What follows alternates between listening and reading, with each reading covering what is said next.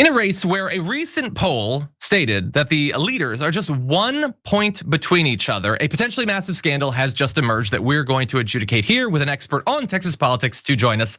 I'm talking about the Texas Democratic Senate primary. So the primary is exactly 1 month away, and James Talarico, the more progressive candidate in the race right now, is reported to have made some disparaging and allegedly racist remarks against his opponents, or at least his former opponent in that race. And so this reporting is coming from Texas political content creator Morgan Thompson, who we're now going to turn to. Take a look. James Talarico told me that he signed up to run against a mediocre black man, not a formidable and intelligent black woman. So getting into the conversation that led to the comment from James, I was angry and concerned after receiving an email and a text message from James Carville on Talarico's behalf for donations. James Carville is a Democratic strategist that has made comments recently about the need for Democrats to drop woke politics, and even wrote an article in November for the New York Times saying exactly that. And I'm always gonna advocate for black people because I don't care about how much you talk about affordability, housing, healthcare, whatever. If woke politics is not included in that, which directly impacts black people, then we're left out of that conversation and policy. So I made that known to the campaign as someone that has a possibility of sitting in that seat. Now, up until this comment, the conversation was going well. That's why it threw me off so much to have a white man say this to a black woman who was coming to him with concerns in relation to him for black people. Yeah, so look, there's a lot that's been going on and everything, but dropping the comment about against a mediocre black man, that definitely is, it's a strange choice. And we're gonna get to all angles on this, including what he has had to say about it. But first, let's jump into Colin Allred, who has responded to the story coming out, and here's what he had to say. First of all, let me just give you some free advice, James. If you want to compliment black women, just do it. Just do it. Don't do it while also tearing down a black man, okay? We've seen that play before. We're sick and tired of it. We're tired of folks using praise for black women to mask criticism for black men. That's not good for our community. It's not good. It doesn't work, and we know what you're doing. Okay, so if next time you want to praise a black woman, just do that. Leave black men out of it. Just leave a lot of things out of it. Second of all, did you ever have a coach or somebody, a leader in your life tell you that when you make an accusation, you often have a bit of confession in it? Maybe you use the word mediocre because there was something creeping into your mind about yourself. Because I know you're not talking about somebody who's been better at 3 things than you've ever been at 1. You are not saving religion for the Democratic Party or the left. We already had Senator Reverend Dr. Raphael Warnock for that. We don't need you. You're not saying anything unique. You're just saying it looking like you do. So I think he covers a lot of ground there. I think some of the earlier points are pretty good. And although I really want to see more of his shed gym in the background, as a person who has a shed gym, I'm curious what he has set up there. It's a good response. By the way, he, of course, if you don't know the specifics of this race, he had been the opponent to Talarico previously. He dropped out because of the redistricting that went on to run in one of the House races. That's why Jasmine Crockett eventually came back in, and now she's the other main candidate. She has not responded yet, perhaps wanting to sort of see how this is gonna play out. We're not sure, maybe she'll put out a statement today. But here's what Talarico said about this. He said, it's a mischaracterization of a private conversation, acknowledging that he described Allred's method of campaigning as mediocre, but not as life and service, saying, I would never attack him on the basis of race. As a black man in America, Congressman Allred has had to work twice as hard to get where he is. I understand how my critique of the congressman's campaign could be interpreted given this country's painful legacy of racism. And I care deeply about the impact my words have on others. Despite our disagreements, I deeply respect Congressman Allred. We're all on the same team. So I think that's a pretty good apology for it. Although he's not really acknowledging that he said it. He's implying that he was just talking about his campaigning, but then you wouldn't, why would the word black have even appeared there in that particular case? So I'm a little bit confused about that. That said, I think I've heard way worse apologies than that.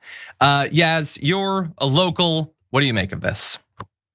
Yeah, this is interesting. Firstly, Colin Allred is, in my opinion, mediocre, not as a black man, but certainly as a politician. To me, he's even pointless as a politician. And yeah, his campaign that he ran in the previous Senate race was bad. It was a very mediocre campaign that he was running. It was so mediocre that I can't even tell you what any of his policy positions are. He's by definition a centrist Democrat, which, is not something that I put a whole lot of stock in. And even his response to Talarico was kind of lame. He was responding to an ad hominem attack with more ad hominem attacks, saying that, Talarico's never been good at as many things as Allred has been good. He was a football player, good for him.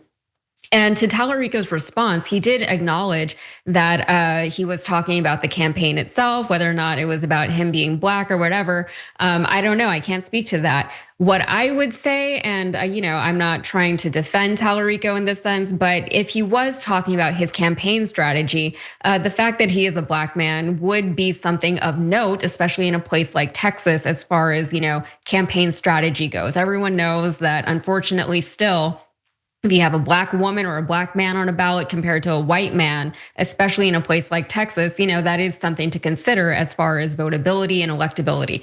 And so also to Talarico's response, he did say something about like, we're all on the same team. That is absolutely true. And I'm very disappointed to see all of this happening and seeing the two sides going at each other. These are two very strong candidates that we finally have trying to take on a Senate seat in Texas. Texas has not won, or I'm sorry, Democrats have not won a federal seat in Texas since like the 90s, right? So it's been like 30 years or something like that. We finally have decent candidates. Beto was a very good candidate in 2018.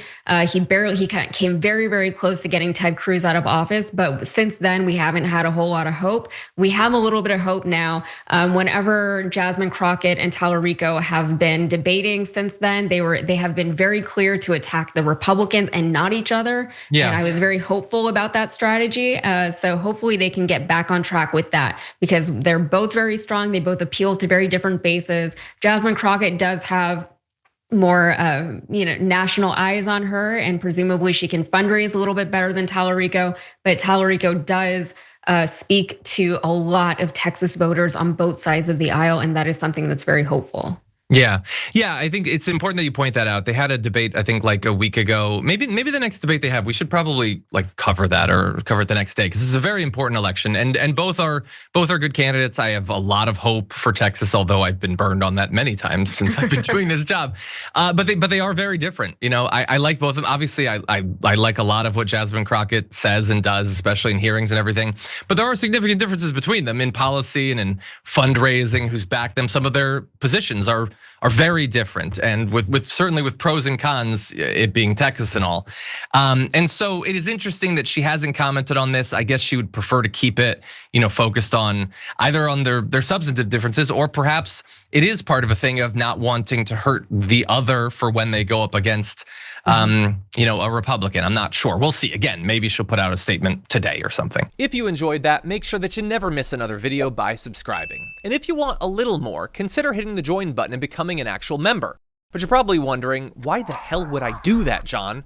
First off, calm down. The stakes in this are very, very low. But also, when you click the join button and you become a member, you get access to bonus content that I make every week, and it's a ton of fun. You get access to tons of custom emojis and more besides that. By the way, if you join at tier 3, you even get access to a monthly member hangout with myself and other awesome people, and we always have a great time. By the way, you'll get all that going forward, but you also unlock years of the back catalog. That is literally 100 or more bonus clips, top 10 lists, debates, and more. What are you waiting for? Click the join button below. Your support powers our show, and we couldn't do it without you. Or at the very least, I wouldn't really want to try. Viewers like you keep me here. So thank you in advance for joining.